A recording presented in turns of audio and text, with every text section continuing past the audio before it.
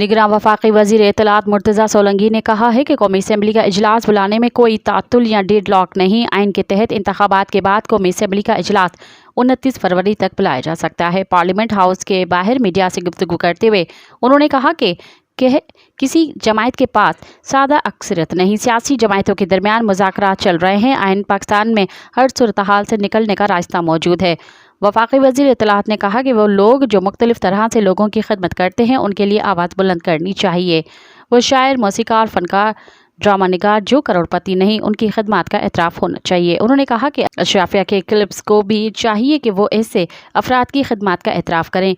किसी को रुकनियत देते वक्त सिर्फ पैसे को ना देखा जाए, खिदमत को भी देखा जाए। मज़ीद ख़बरन ऐं तफ़सीलात लाइ विज़िट कयो असांजी वेबसाइट www.awamiNewsHD.com ऐं ॾिसंदा रहो अवामी न्यूज़ HD।